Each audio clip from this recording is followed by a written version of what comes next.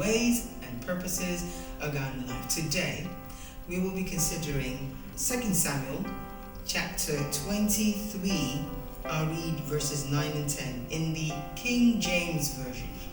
So it says, "And after him was Eleazar, the son of Dodo the Ahohite, one of the 3 mighty men with David. When they defied the Philistines that were there gathered together to battle, and the men of Israel were gone away." Verse 10, "He arose and smote the Philistines until his hand was weary, and his hand clave unto the sword, and the Lord wrought a great victory that day, and the people returned after him only to spoil." That is, to take the spoil. So basically, Eleazar, son of Dodo, quite well known, one of the 3 mighty men of David, Eleazar of Dodo. And the Israelites the Israeli army went out to insult the Philistine army and just trouble them. And they retaliated. Of course, Israel thought they could go there and win, but guys put them to flight. But one man decided to stay and fight. That was Eleazar. And the whole Philistine army came at this man. And it says in verse 10 that he arose. He made sure that no matter what, he wasn't going to back down. He wasn't going to do what all the others did. He was going to stand there. And then he said, he smote the Philistines. So first of all, if you take your stand, there are amazing things you could do. But if you don't, if you chicken out, you'll never know what amazing things are available for you to do, what great miracles and great things are available for you to achieve. You'll never know. So he stood his ground, and then he smote the Philistines until, watch it says, until his hand was weary. He got tired. Because he kept using that same hand, that same thing, that same weapon. His hand clave unto the sword.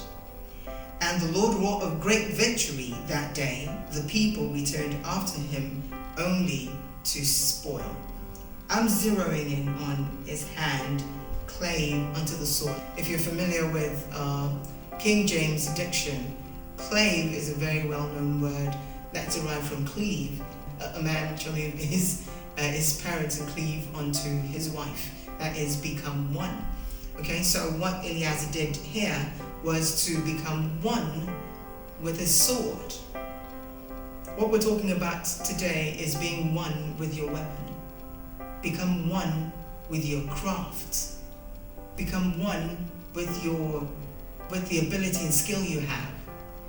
Eleazar stuck to his sword. He was tired, but he became one with the sword. The sword stayed with him. And weary and tired as he was, because he's practiced with this, because he's used to his sword, he could do amazing things with it. You should become one with your weapon, with your gifts, with your skill, with your ability, with the graces you have. But you'll never know until you use it. So use your weapon. By all means, use your weapon. Use what you've been given. You'll never know you can use these things. You'll never know how powerful they are. You can achieve great things when you become one with your weapon. So you're a footballer, become one with the football. Let the ball roll on you skillfully.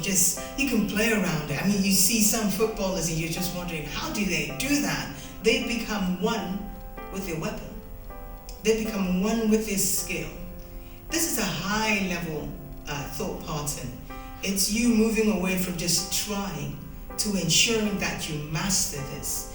And your mastery makes people wonder how you do it. The mastery goes beyond just, wow, but oh no, it's come again, okay? You can gain that. You can achieve that.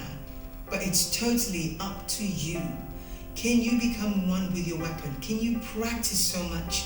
Can you fight so much? And you can't sit down and think that you will achieve it. You've got to go into the fight. You've got to fight procrastination, fight distractions, fight aimless pursuits, fight things that trying to take away from your mastery of the skill, the very thing that gives you the best chances and abilities and achievements.